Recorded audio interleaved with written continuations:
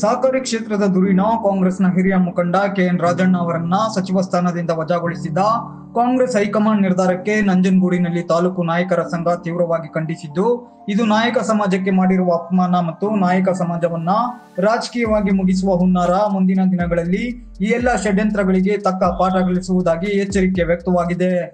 ನಂಜನಗೂಡು ತಾಲೂಕು ಪತ್ರಕರ್ತರ ಭವನದಲ್ಲಿಂದು ತಾಲೂಕು ನಾಯಕರ ಸಂಘದಿಂದ ಸುದ್ದಿಗೋಷ್ಠಿ ನಡೆಸಲಾಗಿದ್ದು, ಮೈಸೂರು ಜಿಲ್ಲಾ ಪಂಚಾಯತ್ ಮಾಜಿ ಸದಸ್ಯ ಹಾಗೂ ಸಮಾಜದ ಮುಖಂಡ ಎಡ್ತಲೆ ಚಿಕ್ಕರನ್ ನಾಯಕ, ತಾಲೂಕು ನಾಯಕರ ಸಂಘದ ಗೌರವ ಅಧ್ಯಕ್ಷ ಶಿವನಂದ್ ನಾಯ್ಕ, ಅಧ್ಯಕ್ಷ ಎಡ್ತಲೆ ನಾಗರಾಜು ಸೇರಿದಂತೆ ಸಂಘದ ಇತರೆ ಪದಾಧಿಕಾರಿಗಳು ಜಂಟಿ ಸುದ್ದಿಗೋಷ್ಠಿ ನಡೆಸಿ ಮಾತನಾಡಿದ್ರು. ನಾಯಕ ಸಮಾಜದ ಹಿರಿಯ ಹಾಗೂ ಸಹಕಾರಿ ಕ್ಷೇತ್ರದ ಧುರೀಣ ಕೆಎನ್ ರಾಜಣ್ಣ ಅವರನ್ನ ಏಕಾಏಕಿ ಸಚಿವ ಸಂಪುಟದಿಂದ ವಜಾಗೊಳಿಸಲಾಗಿದೆ. ಇದು ಖಂಡನೀಯವಾಗಿದ್ದು, ಇದರ ಹಿಂದೆ ದೊಡ್ಡ ಪಿತೂರಿ ಅಡಗಿದೆ ಅಂತ ಆರೋಪ ಮಾಡಿದ್ರು. ಕಾಂಗ್ರೆಸ್ ಹೈಕಮಾಂಡ್ ಯಾವ ತಪ್ಪಿಗಾಗಿ ಅವರನ್ನ ಸಂಪುಟದಿಂದ ವಜಾಗೊಳಿಸಿದೆ, ಅವರು ಮಾಡಿರುವ ತಪ್ಪನ್ನ ಸಾಕ್ಷಿ ಸಮೇತವಾಗಿ ತಿಳಿಸಬೇಕು. ಆದ್ರೆ ಸಾಕ್ಷಿಗಳಿಲ್ಲದೆ, ಕಾರಣವಿಲ್ಲದೆ ಅವರನ್ನ ಸಂಪುಟದಿಂದ ವಜಾಗೊಳಿಸಿರೋದು ನಾಯಕ ಸಮಾಜಕ್ಕೆ ಮಾಡಿದ ದೊಡ್ಡ ಅಪಮಾನ ಅಂತ ಬೇಸರವನ್ನ ಹೊರ ಹಾಕಿದ್ರು. ನಾಯಕ ಸಮಾಜದ ನಾಯಕರುಗಳನ್ನ ರಾಜಕೀಯವಾಗಿ ಮುಗಿಸಲಾಗ್ತಿದೆ. ಮಾಜಿ ಸಚಿವ ನಾಗೇಂದ್ರ ಅವರನ್ನ ಕೂಡ ಇಂಥವುದೇ ಪಿತೂರಿ ಮಾಡಿ ಯಾರದ್ದು ಮಾತು ಕೇಳಿ ಅವರನ್ನ ವಜಾ ಮಾಡಲಾಗಿತ್ತು. ಈ ಹಿಂದೆ ಶ್ರೀರಾಮುಲು ಅವರಿಗೂ ಶ್ರಮಕ್ಕೆ ತಕ್ಕ ಅಧಿಕಾರ ನೀಡದೆ ಅವರನ್ನು ಕೂಡ ವಂಚಿಸಲಾಗಿತ್ತು. ಈ ಸಾಲಿನಲ್ಲಿ ಕೆಎನ್ ರಾಜಣ್ಣ ಕೂಡ ಸೇರ್ಪಡೆಯಾಗಿದ್ದು, ನಾಯಕ ಸಮಾಜದ ನಾಯಕರುಗಳ ರಾಜಕೀಯ ಏಳಿಗೆ ಸಹಿಸದೆ ಈ ರೀತಿ ಒಬ್ಬೊಬ್ಬ ನಾಯಕನನ್ನೇ ರಾಜಕೀಯ ಷಡ್ಯಂತ್ರ ಬಲೆಗೆ ಬೀಳಿಸಲಾಗ್ತಾ ಇದೆ. ಇದರ ವಿರುದ್ಧ ನಾಯಕ ಸಮಾಜ ಎಚ್ಚೆತ್ತುಕೊಳ್ಳುವಂತೆ ಕರೆ ನೀಡಿ ಕೆಎನ್ ರಾಜಣ್ಣ ಸೇರಿ ಸಮಾಜದ ರಾಜಕೀಯ ನಾಯಕರುಗಳಿಗಾಗಿರುವ ಅನ್ಯಾಯಕ್ಕೆ ಸೂಕ್ತ ನ್ಯಾಯ ಸಿಗುವ ನಿಟ್ಟಿನಲ್ಲಿ ಉಗ್ರ ಹೋರಾಟ ಪ್ರತಿಭಟನೆ ನಡೆಸುವುದಾಗಿ ಎಚ್ಚರಿಕೆ ನೀಡಿದ್ರು.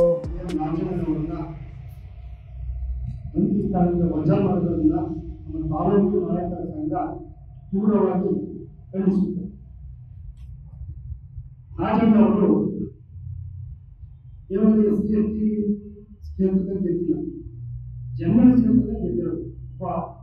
ST ಜನಾಂಗದವರಾಗಿ ಜನರಲ್ ಕ್ಷೇತ್ರದಲ್ಲಿ ಗೆಲ್ಲೋದ್ರೆ ಅವರು ಸಾಮಾನ್ಯ ಮಾತಲ್ಲ. ಅಂತ ಸಾಮಾನ್ಯವಾಗಿರ್ತಕ್ಕಂಥ ಜನಾಂಗದ ರಾಜಕೀಯ ಏಕೈಕಿ ಅವ್ರನ್ನ ಏನ್ ತಪ್ಪು ಮಾಡಿದ್ರು ಅಂತ ಜನರಿಗೆ ತಿಳಿಸ್ತೇವೆ.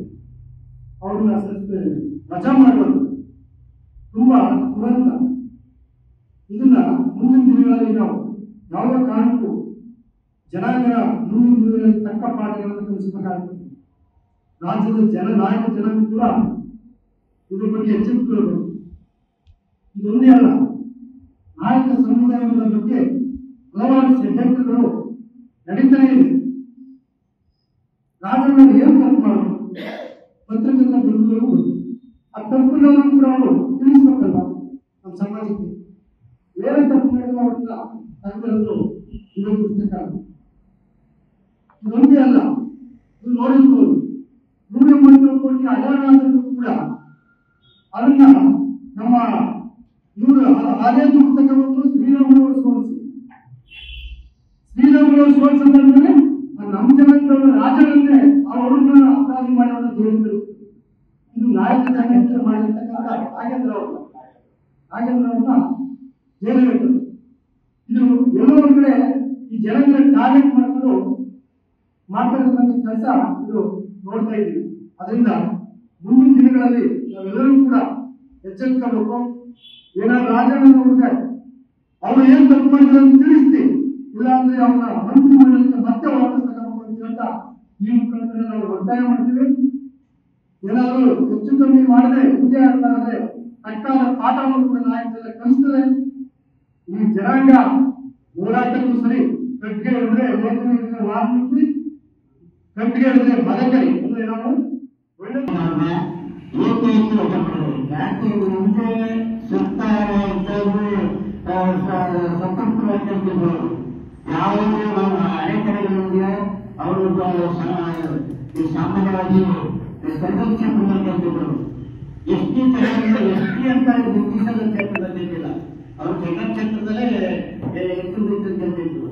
ಮತ್ತು 45 ಎಲ್ಲರಿಗಿಂತ ಸೀನಿಯರ್ 45 ವರ್ಷ ರಾಜಕೀಯ ಧುರೀಣರು ಅವರೇ. ಮತ್ತು ಸಹಕಾರ ಸಂಘದಲ್ಲಿ ಹೆಚ್ಚಿನ ರೀತಿ ಜನಸೇವೆ ಮಾಡಿದ್ರು.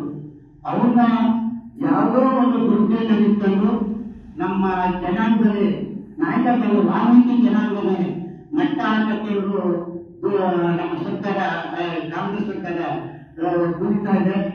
ದಯವಿಟ್ಟು ಎಚ್ಚೆತ್ತುಕೊಂಡಿಲ್ಲ. ಹಿಂದೆ ಬಿಜೆಪಿಗೆ ರಾಮನ ಉಪಾಧ್ಯಕ್ಷ ಉಪಮುಖ್ಯಮಂತ್ರಿ ಮಾಡ್ತೀವಿ ಅಂತ ಏನು ಸಲಹೆ ಮಾಡಿದ್ರು, ಅದು ಕೊಟ್ಟಿದ್ದ ಸರ್ಕಾರ ನಮ್ಮ ಜನಾಂಗ ಅವ್ರ ಎಚ್ಚೆತ್ತುಕೊಂಡು ಸರ್ಕಾರ ಉಳಿಸಿತು. ಹಾಗೆ ಈ ಸಾರಿ ನಮ್ಮ ಜನಾಂಗಕ್ಕೆ ಈ ರೀತಿ ಪದೇ ಪದೇ ಅನ್ಯಾಯ ಮಾಡಿದ್ರೆ ಈ ನಮ್ಮ ನಾಯಕ ಜನಾಂಗ ಎಚ್ಚೆತ್ತುಕೊಂಡು ಈ ಸರ್ಕಾರ ತುಳಿಯುವ ಮಟ್ಟಕ್ಕೆ ಹೋಗ್ತೀವಿ.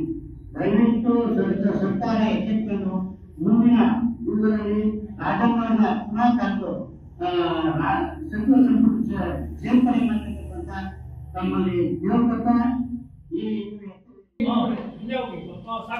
ಬರಲಿದ್ದಾಗ ನಾಯಕರ ಶಕ್ತಿ ಏನಿದೆ ಅಂತ ನಮ್ಮ ರಾಜ್ಯ ಮಟ್ಟದಲ್ಲಿ ಅದನ್ನೇ ಹೆಚ್ಚೆಚ್ಚು ನಾವು ತೋರಿಸ್ತೀವಿ.